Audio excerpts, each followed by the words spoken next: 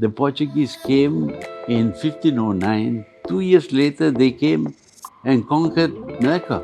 Of course, we also are responsible for the slavery around the world, France, UK, the Dutch, the Portuguese, Spanish. So we have, unfortunately, a very bad legacy when it comes to that. The world wars were all started in Europe. They were not started in the Far East or anywhere, but in Europe. And they like to have wars. The first chapter I wanted to read is about your take about the Europeans. And you even said that you hesitated to include that chapter. When you prepare for war, they say that to have peace, prepare for war. But I find that when you prepare for war, you have war. You have the First World War, the Second World War, and now they are arming again and will end up with the Third World War.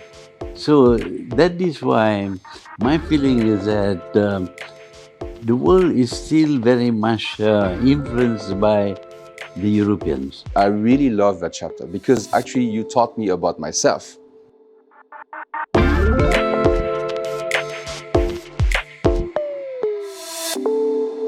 Hi everyone, this is Julian Dolan, your host on Legacy B2B Media. Today we have a very, very special and distinguished guest. He is the longest serving Prime Minister of Southeast Asia, the 4th and 7th Prime Minister of Malaysia, who served for 20 years his nation and made history by becoming Prime Minister again in 2018 at the age of 93, Tun Dr. Mahathir bin Mohamad. Apa khabar, Tun? Khabar baik, Sehat? sihat. We are very happy to have you on our show today. It's a true honor. We are publishing this podcast on a very special occasion, which is your 100 years anniversary on this 10th of July 2025. So as we say in French, joyeux anniversaire, and in Malay, selamat hari jadi. Thank you. So congratulations, of course, for this longevity. You seem very healthy, and we are very happy to see that. And of course, you have an immense career in politics. You are an icon in Malaysia and around the world. You recently traveled to Japan. We saw the videos. We saw how the people love you, even as far as Japan. So for us, it's a true blessing to have you as one of our guests. And before we delve into the first questions, we also want to mention to our viewers that this podcast will be translated and subtitled in French and Mandarin on our two new YouTube channels, Legacy B2B France and Legacy B2B China. So before that, I want to mention a small anecdote that we met in 2018, and I want to show the picture here on the screen. It was 3 months after you became Prime Minister again at the Perkim Center, and I was one of the recipients of a credential award that you gave to me. So I thank you for that again. It was a true boost in my career, and today we are doing this podcast to celebrate all your achievements, your legacy, and you also blessed us with a second podcast that we will do in a couple of days to talk about your latest book, which I had the pleasure to start reading, A Conversation with Tun Dr. Mahathir bin Mohamad, A Legacy of Leadership and Vision. So it's a fantastic book of conversation that Tun had not too long ago. So if you want to grab one of this copy, I really recommend. So of course, as we talk off record, there's a very pressing matter around the world that is affecting everyone. Is of course this war that started between Israel and Iran. The United States of America now entered into this war by sending missiles. As we are talking right now during this recording, there's a talk of a ceasefire, but nothing is guaranteed. We would like to know what's your reading of your current situation. You mentioned in your memoir that this type of preemptive wars, and I would like to quote you, is based on suspicion and preemption, and it's a frightening concept. What does it mean for Malaysia and for the world? Well, we don't know what's going to happen because at any time at all, you can be attacked or attempts made to invade your country. This is what we are seeing, and it is frightening because this is carried out by big powers. They have the means, and they may just invade and do what they like because they have so much power. We have on the one hand Russia, invading Ukraine. That is a preemptive move. But now we see America, without declaring war against Iran, actually bombarding Iran. So we are not safe anymore. We cannot say that we are at peace and therefore we will not be attacked. But even if we are at peace, if we annoy certain powerful countries, they may take action against us, violent action, and killing people, destroying towns and the like.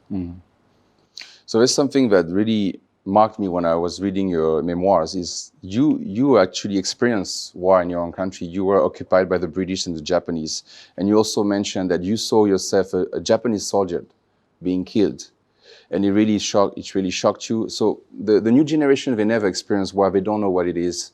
People are pro-war, people are against the war. But you yourself, in your lifetime, you experienced this. What are the advice you would like to share to the new generation? Because obviously, as you mentioned, there are big powers at play, but also the general opinion matters when it comes to going to war or not. And it seems, for example, in the case of the United States, they always kind of make the same mistake, and the general population forget about the past. For example, with this war in Iraq, where obviously there was never a weapon of massive destruction, but they went with that excuse. And the general opinion did follow that at the time. So what type of advice would you like to share to the general public? Well, when I was growing up and the Japanese invaded Malaysia, I was shocked that in war you actually kill people. I couldn't accept that, that people would kill people in order to achieve certain objectives. So I grew up hating war because it's about killing people. But I had actually started a campaign against war to criminalize war. But I find that most people still believe that conflicts between nations can be settled by war. It has been proven that wars never could not settle conflicts. We have the First World War. It didn't end wars. The Second World War also, now we are again on the bridge of going into a Third World War. And people are killing people. I mean, I can accept that in a civilized world, Yes. we solve problem by killing people. That has been bugging me all the time, and I try to campaign against war, but I find that generally the world thinks that war is another means of conducting relations with countries. But then comes the question of the role of, for example, the United Nations, who are supposed to be there to establish peace. And we can see that I posted recently on my LinkedIn, the United States invaded at least 20 countries since the establishment of the United Nations. I mean, when I mean invaded is like wage war on some countries. So it clearly shows it's not really working. How do you explain that the United Nations is not working actually for the people? Because that was the number one mandate. And it seems that it's almost useless at this point. The idea was that many nations should come together to solve problems of conflict through negotiation. But the fault with the United Nations is that when it was formed, 5 nations decided that they should have veto powers. That means that the United Nations is not a very democratic kind of nation. And now we are seeing that even though the majority of the countries in the United Nations want a ceasefire, one country can say no. I mean, one against 180 countries. So these are the people who talk about democracy and the like, but they are the ones who negate democracy.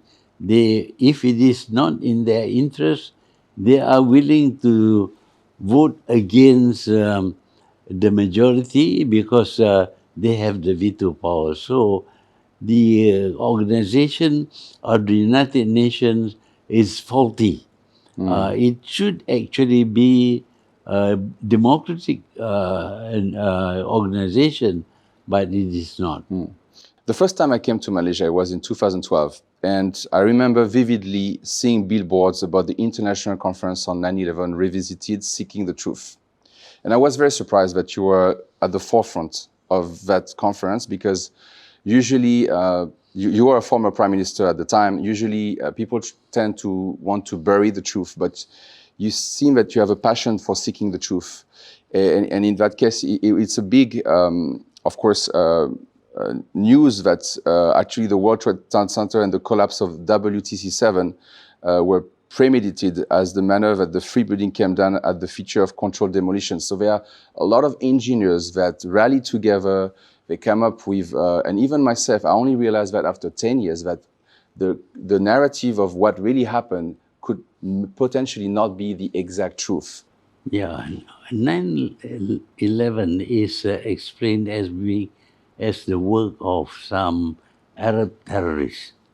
I don't think they have that capacity to hijack 4 planes at the same time and crash those planes into these towers.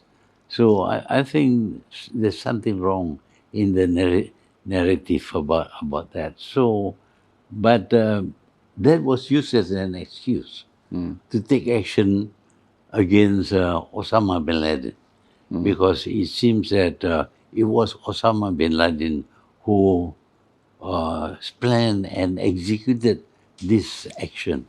I find that it's a bit difficult for me to accept that, because Arab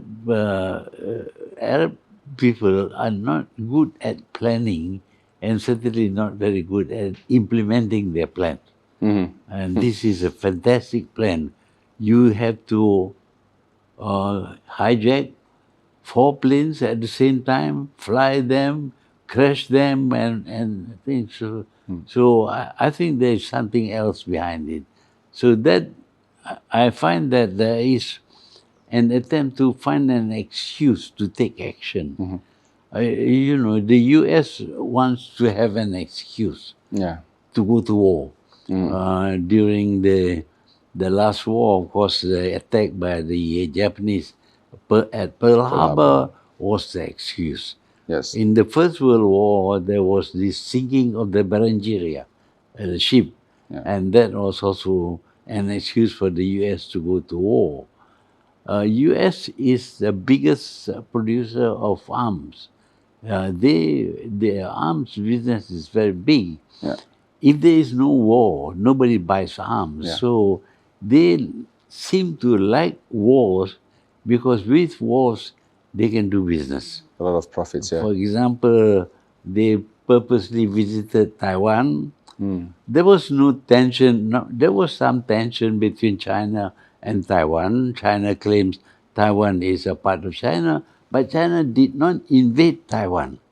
They could have, but they did not, because Taiwan was useful to China. Taiwan as it is, China benefits from the technology, the investment coming from Taiwan. But America wants Taiwan to confront China, and this lady went to Taiwan, and since then tension has increased, and Taiwan now has to arm itself for invasion by China, and Taiwan has to buy weapons from the U.S. But until now, there is no invasion. I think the U.S., everywhere that it goes, it wants to see violence. It has to attack Iraq because of Iraq having weapons of mass destruction and all that. Later on, it was found that it was not true. So we are fighting wars, killing people for reasons which are not really justifying Yes. the action. The foundation of the United States is based on violence. They conquered that land, they massacred the original people, and also it is based on the way they have behaved since the very beginning. And of course, they are mostly coming from European background. And I want to dive into the next question, because when I bought your book a couple of years ago, the first chapter I wanted to read is about your take about the Europeans.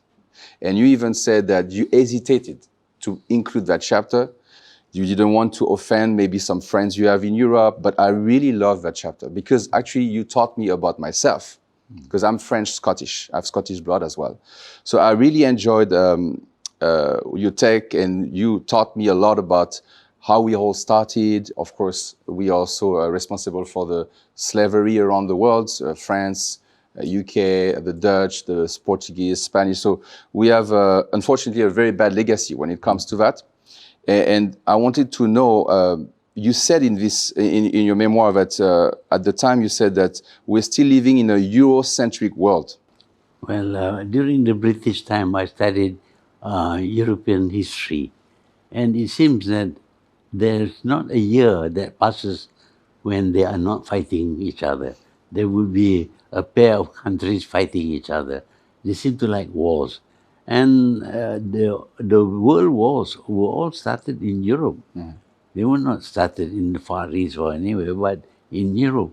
And they like to have wars to the extent that they team up with Russia during the Second World War.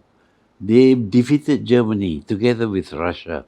The moment Germany was defeated, then they formed NATO against Russia. They seem to want to have some enemy. They're not happy without an enemy. They even decided that the next enemy would be the Muslim. Islam should be their enemy. So they are always looking around for enemies. And now, of course, they look at China as a potential enemy. And for that, they have to prepare for war. When you prepare for war, they say that to have peace, prepare for war. But I find that when you prepare for war, you have war. You have the First World War, the Second World War, and now they are arming again and will end up with the Third World War. So that is why my feeling is that the world is still very much influenced by the Europeans. Of course, they have lost their empire, but they want to still dominate the world. And America is showing signs that it wants to dominate the world by being involved in every part of the world. I mean, South China Sea is very far from China, from America. Okay. Yeah. What would you think if China takes an interest in the Caribbean? Yeah. Of course, when Russia decided to place their missiles in Cuba, you don't like it. You see? And yet you are coming here far away from America and telling us your enemy is China. We cannot accept that because we need China as a big market. Malaysia has had relations with China for almost 2,000 years. Yes, they were powerful. We accept they were powerful, but we were able to survive. They didn't invade and conquer us. The Portuguese came in 1509. 2 years later, they came and conquered Malacca. So the attitude is quite different. Yes. The Europeans like to dominate and own, whereas the Asian countries, when they fight, like the Mongols, they defeated many countries, but they didn't form those colonies, made colonies of those countries. In fact, they get absorbed. The Mongols in Turkey becomes Turks. Yes. The Mongols in India becomes Indian. The Mughals. The Mongols in China became Chinese. Kublai Khan was a Mongol, but he did not colonize. He became a Chinese. So the attitude of the Europeans and Asians are quite different. And we fear that the Europeans have superior weapons, and with that, they try to dominate the whole world. And some Mongols also became Muslims. Some major generals after the wars, they also accepted Islam. So it shows that they have the capacity to assimilate or even change religion if they are convinced. Now I want to talk about the Malay culture. I've been living in Malaysia for 10 years and I always keep on hearing, you don't understand the Malay culture, you know. I don't speak Malay, but I'm married to a Malay. You yourself has been criticized to not be Malay enough. And you said, you made a very strong statement. You said, I'm a Malay not just on paper, I'm also a Malay in sentiment and in spirit. I identify completely with the Malays and the problem, the past and the present, the achievements and failure. How would you describe to Europeans or Westerners, what is the Malay culture? What's really characterize your people? Well, the Malays, they prefer the easy way out. They don't want to be confrontational. They don't want to fight with people. Yeah. Even when chunks of their land were taken away from them, they did not fight. Yeah. They accepted it. So when the British came here, when the Europeans came here, well, we were defeated by the Portuguese, and then the Dutch, and then the British. The Malays actually made treaties with the British. And the British, when they, according to the treaty, the British were supposed to advise the Malay government, but the British took over the running of this country. The Malays did not do anything. They did not revolt. There was no violence at all. They accepted. So they like the easy way out. That is Malay culture. And because of that, they are losing territory. They lost territory and they make no attempt to recover the territory. They lost 4 states to Thailand because the British gave their states to Thailand, to Siam at that time. And they lost the islands south of Singapore, the Rio Islands, to the Indonesian because the Dutch occupied those islands, and we agreed that area occupied by the Dutch will be part of Indonesia. By the British will be part of Malaysia. So since the Dutch occupied Rio Island, in the end Rio Island became the part of Indonesia. We even lost Singapore. There were so many Chinese there. We can't handle this Chinese community. We gave them independence.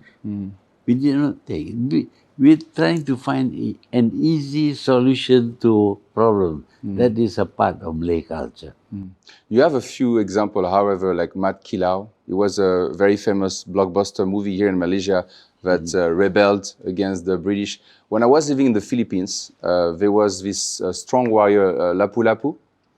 I consider Philippines also to be part of course, this whole archipelago, and he also tried to fight back, but it seems that, as you said, the majority of the people in this region, they don't want to confront, they don't want to seek justice. This is something that I found it very difficult as a French. Although we also create a lot of injustice, we like to think that we are justice people. And for a very little thing, we immediately try to preserve that type of justice. But in that part of the world, I felt that justice doesn't really matter. And it's something very disturbing for my values, you know. So talking about values, when I was reading your book, I was really impressed when you mentioned about when you became Deputy Prime Minister and Prime Minister, you said that you never transferred any member of your staff for bad work, as was usually the practice. Instead, you tried to get them to do what you expected of them by gaining the loyalty. Well, it's not always common, but with me, I find that getting rid of my staff would cause a lot of heartache, a lot of bitterness and things like that. I don't want that. I want them to serve me, and in order that they would serve me, I had to understand their shortcomings, and I had to tolerate and try to improve their performance. That's my way of dealing with my staff. But it's not always common among Malays. Yes. Many ministers, upon being made a minister, the first thing they would do would be to sack the staff and put in people there whom they like. I'm not like that. I accepted the staff of my predecessor. I work with them, and I try to get along with them. And some of them stay with me for 30, 40 years.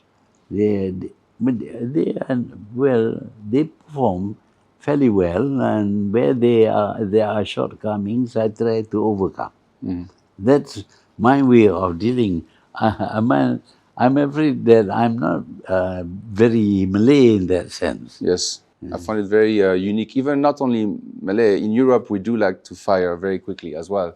So it's the first time I read a book from someone of your profile that doesn't do that. What are the other values that are very important for you? I would say when I read your memoirs, hardworking, for sure. Even yesterday when we were working on the setup, we saw you coming at your office. You remind me of my grandfather who never stopped working until he passed away. He was a horse training coach, and in the morning he went to train his horses, and then he just went on the bed and passed away like that. It seems that it's where you're heading, in the sense that nobody see you retiring. You still are making the news. You're still making some moves. Where do you get all this energy? Like, what keeps you going? Well, it's part of my upbringing. When I was a small boy, I had to work. Uh, I wanted to buy a pen. I asked my mother for some money.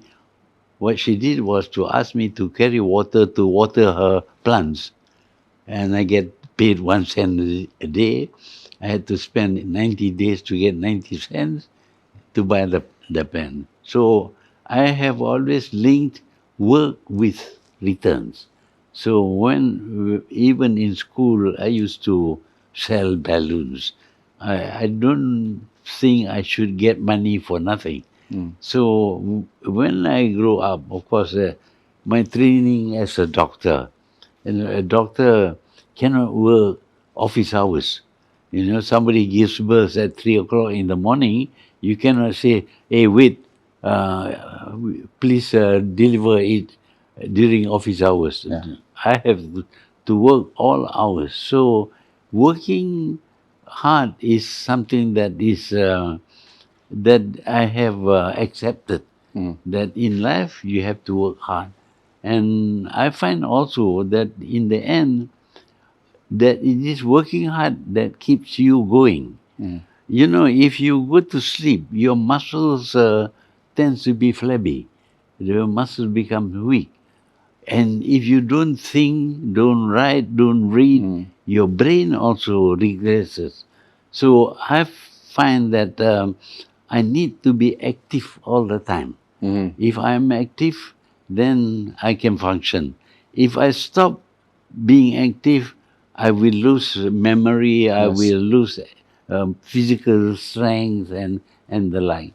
In fact, my advice to people when retiring is, please do something. Keep going. Don't just go and sleep, because you go and sleep, you will fade away. So that is my my thinking. So that is why I'm still working at 99, and I ask myself, if I don't work, what do I do? Just go back and sleep? Yeah. That's very negative. You don't produce anything. We won't be having this podcast, for example, which is very beneficial for the new generation. I like to discuss, to talk, to keep my brain active and my body also active. Not powerful, doing very heavy work and all that, but doing some exercise, walking around as much as I can.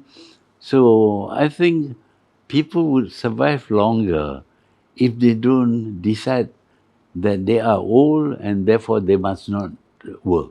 It's a lot in the mind, actually. Yeah, it is. Yeah.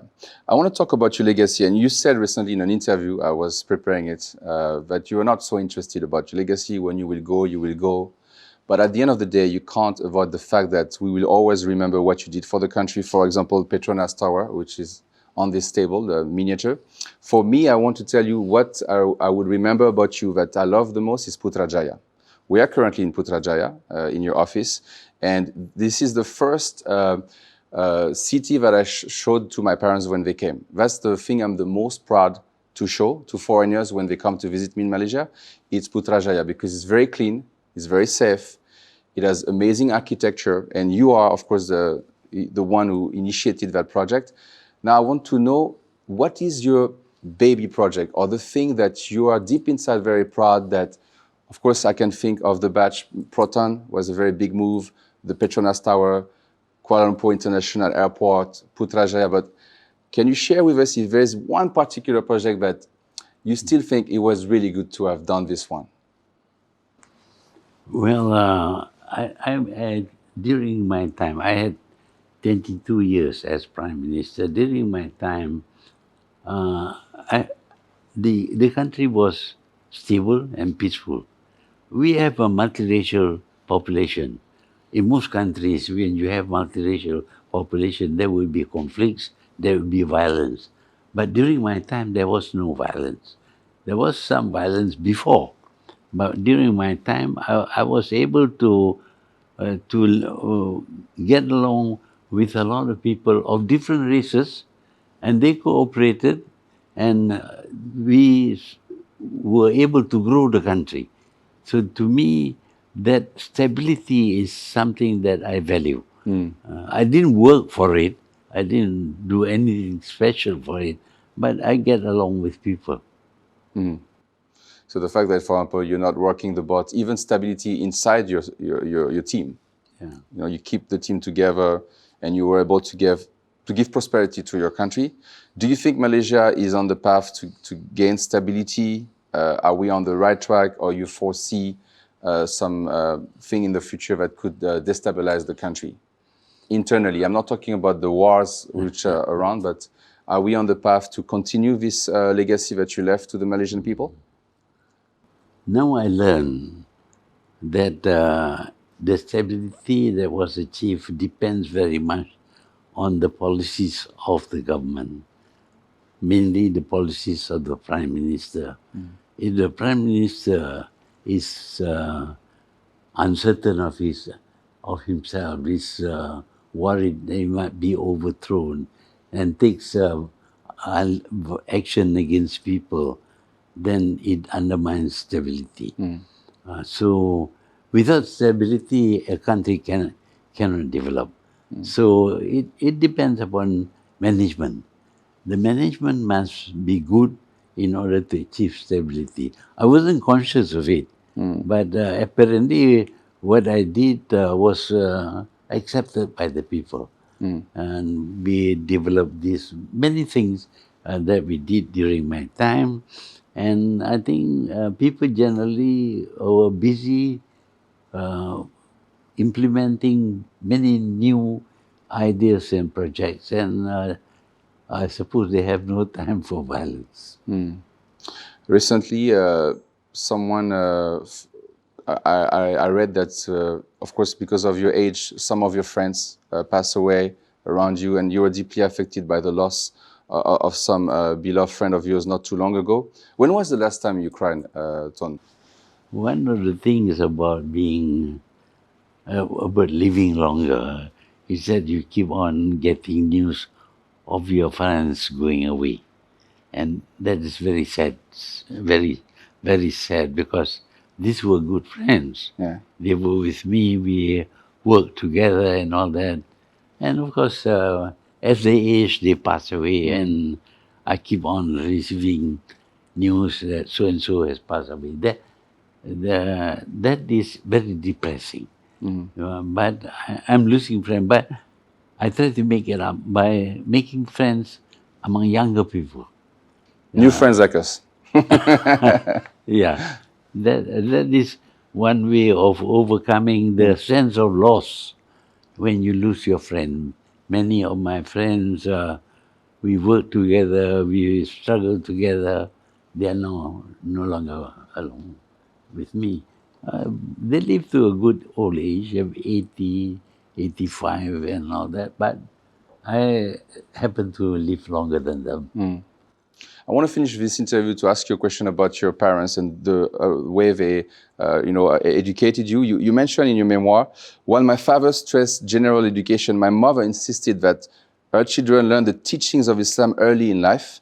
You said also that you were closer to your mother than to your father, and as a result, she shaped your personality more. And you talked a little bit about her previously in the interview. What are the things you love the most about being a Muslim, and what are the biggest misconceptions you had to face as a Muslim leader? Yeah, I grew up, I was brought up as a Muslim. And I was taught the normal things, what was considered the normal things about Islam.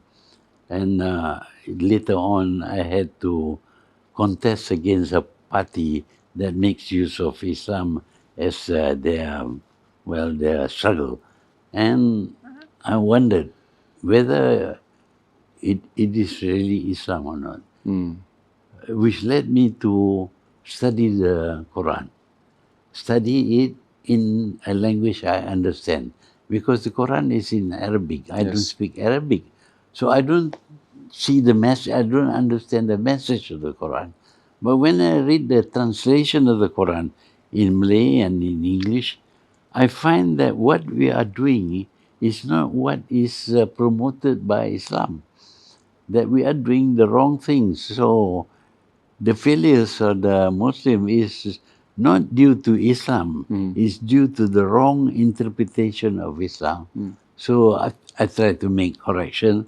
I try to live the way of life, ad-din, which means the way of life of a Muslim. I try to live there. Of course, I'm not all that successful, but I do try, and I find that if you follow the teachings of Islam as in the Quran, you will be successful in life and also in the afterlife.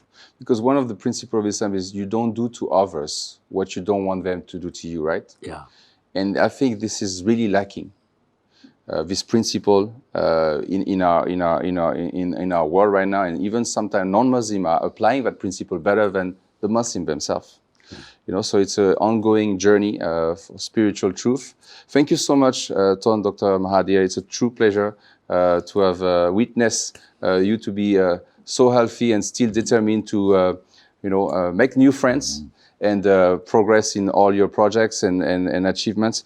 I want to remind our viewers that we will be back with Tun Dr. Mahathir for another podcast. This time we'll talk about his latest books.